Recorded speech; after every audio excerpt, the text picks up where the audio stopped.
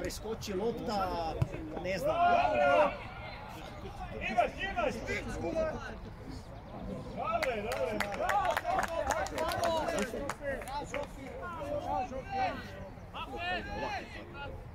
Dobre, Luka! Znaš kada je vetka igrala sa Zagrebom?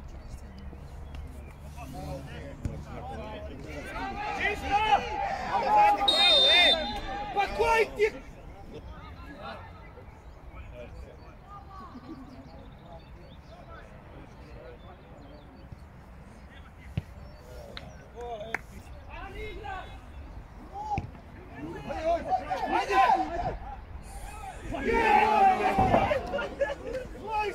Dobre, ajde! I protiv tebe, da imaju Hašk. Hašk to dobio. Bravo Luka! Mislim da je, ne, čekaj, uvijek Hašk. Wow, sudac!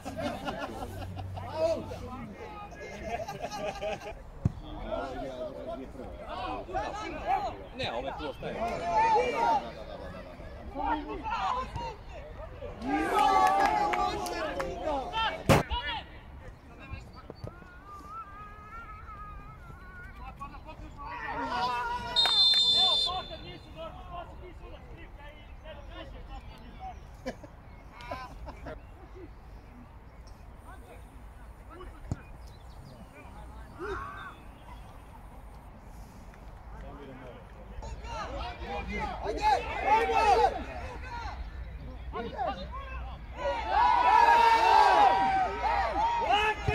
Prije svega zahvaliti ovoj publici koja je došla nas boditi ponovo.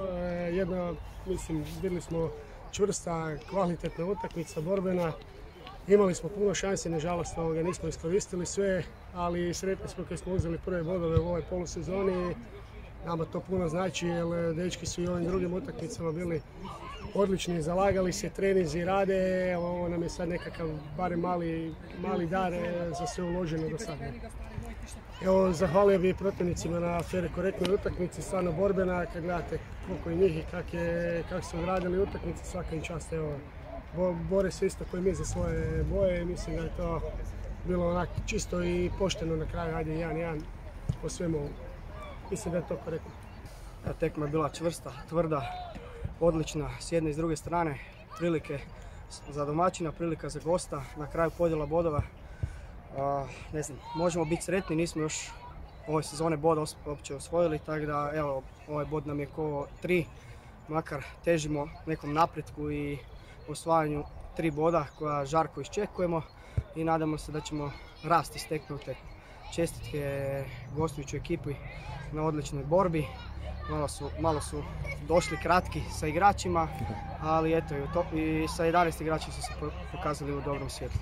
I hvala našoj publici što su došli nas bodriti, bez obzira na rezultate koje imamo i to je to.